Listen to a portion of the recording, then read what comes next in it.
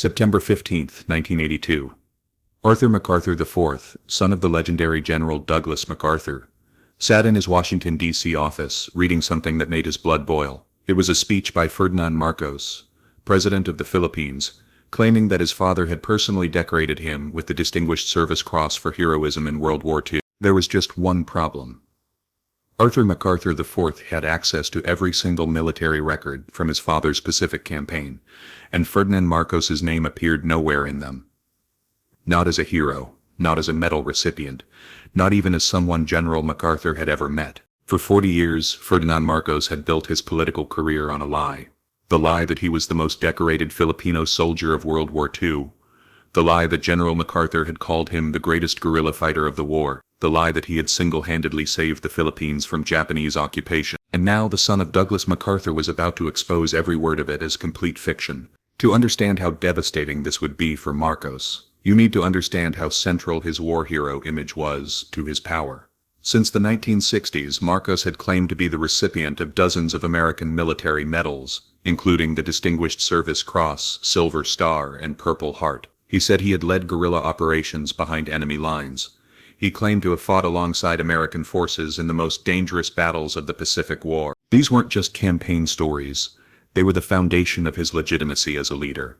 In a country that had suffered under brutal Japanese occupation, being recognized as a war hero by the Americans gave Marcos unquestionable credibility.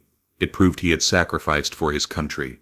It showed he had been trusted by the greatest American general of the war. Most importantly, it made him untouchable.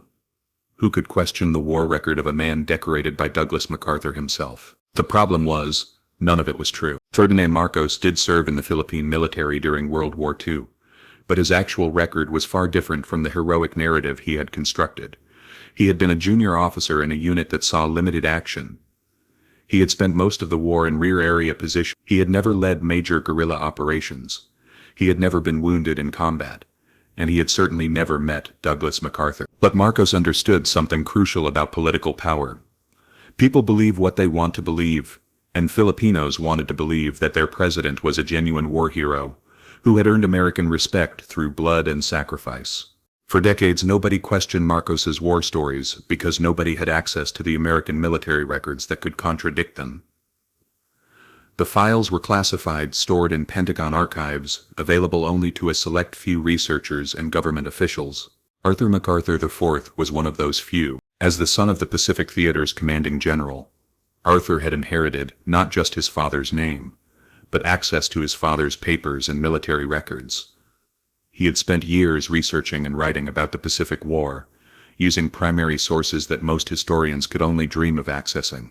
When Marcos began claiming in the 1960s that Douglas MacArthur had personally decorated him, Arthur initially ignored it. There were many false claims about his father's war service.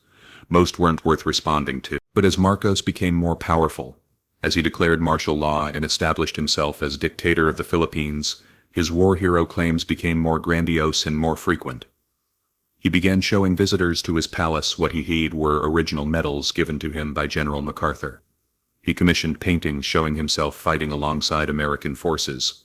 He wrote memoirs describing detailed conversations with the general. Each claim made Arthur MacArthur IV angrier, not just because they were lies, but because they dishonored his father's memory and the memory of the real heroes who had died in the Pacific War. By 1982, Arthur had had enough. The breaking point came when Marcos gave that September speech, claiming MacArthur had called him the greatest guerrilla fighter of the war. Arthur knew this was impossible. His father's opinions of guerrilla leaders were well, and Ferdinand Marcos was never mentioned among them. That night, Arthur MacArthur IV made a decision that would ultimately help bring down a dictator. He would use his access to Pentagon records to systematically document every lie Ferdinand Marcos had told about his war service. The research took months. Arthur went through thousands of documents, unit records, decoration citations, personnel files, battle reports, and his father's personal correspondence. He cross-referenced every claim Marcos had made with the official American military archives. What he found was devastating. Ferdinand Marcos had received exactly 4 medals during World War II, all of them routine service ribbons given to virtually every Filipino officer.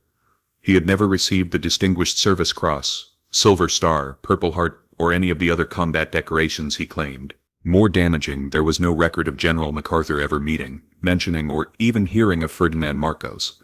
The general's personal files, which Arthur had complete access to, contained thousands of names of Filipino officers and guerrilla leaders. Marcos wasn't among them. Most devastating of all, Arthur found evidence that contradicted Marcos's most famous war story. Marcos claimed he had led the defense of the Bataan Peninsula, fighting heroically until ordered to retreat. But American records showed his unit had been nowhere near Bataan during the crucial battles. By early 1983, Arthur MacArthur IV had compiled a comprehensive dossier proving that Ferdinand Marcos's entire war hero persona was fabricated. The question was what to do with this information. Arthur wasn't a politician or an activist.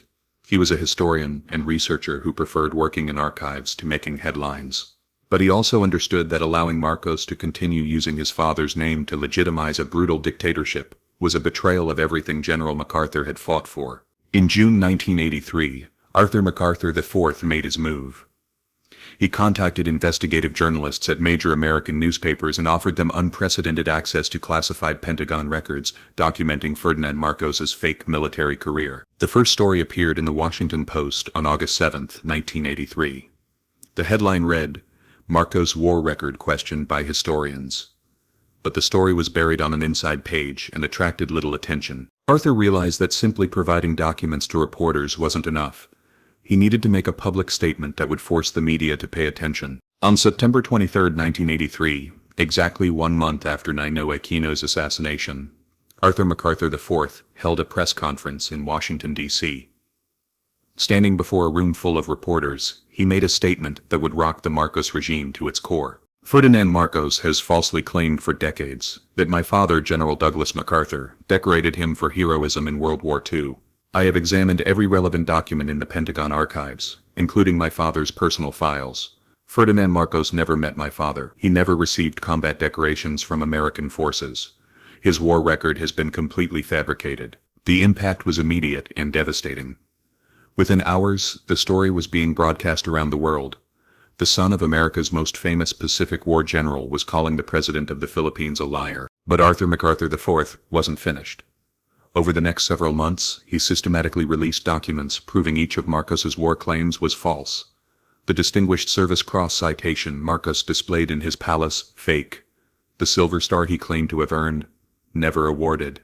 The Purple Heart for combat wounds, no record of any injuries. Most humiliating for Marcos, Arthur revealed that his father had specifically mentioned in letters that he was frustrated by Filipino officers who exaggerated their combat records. General MacArthur, it turned out, had little patience for the kind of self-promotion that had made Ferdinand Marcos famous. The revelation destroyed Marcos's credibility with American officials who had supported him, partly because they believed he was a proven ally from World War II.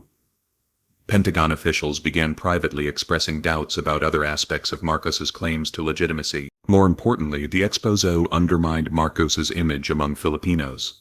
The war hero narrative had been central to his political identity.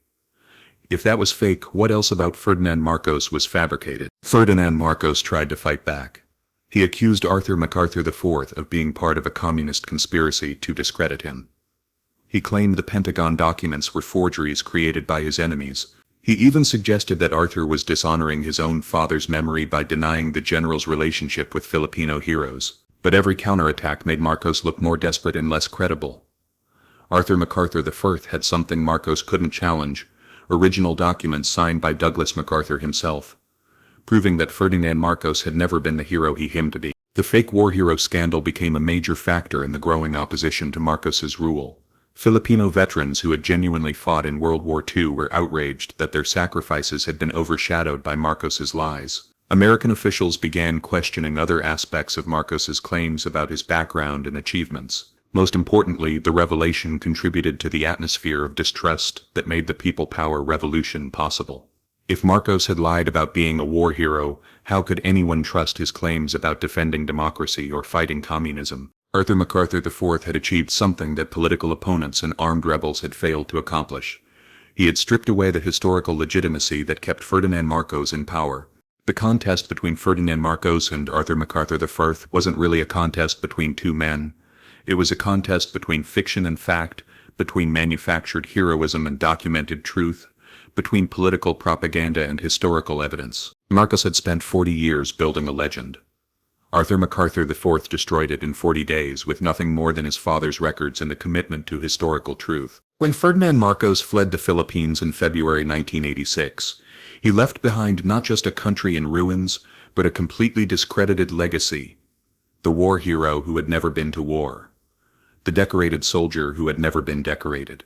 The close ally of Douglas MacArthur who had never even met the general. MacArthur IV continued his historical research until his death in 1997. But his most important contribution to history wasn't discovering new facts about World War II. It was proving that even the most powerful dictators can be brought down by simple truth. Today, Ferdinand Marcos's fake war medals are displayed in museums as examples of how authoritarian leaders manufacture legitimacy through fabricated heroism. The real medals earned by genuine Filipino war heroes are honored alongside them, a reminder of the difference between authentic sacrifice and political theater. The lesson of the Marcos war hero scandal isn't just about one dictator's lies. It's about the importance of historical truth and the courage required to defend it. MacArthur IV could have remained silent, could have avoided the controversy, could have let sleeping dogs lie. Instead, he chose to honor his father's memory by exposing the lies told in his father's name. And in doing so, he helped expose the lies at the heart of an entire regime. September 23, 1983. One press conference. 40 years of lies exposed. A dictator's credibility destroyed. All because a son refused to let his father's name be used to legitimize tyranny.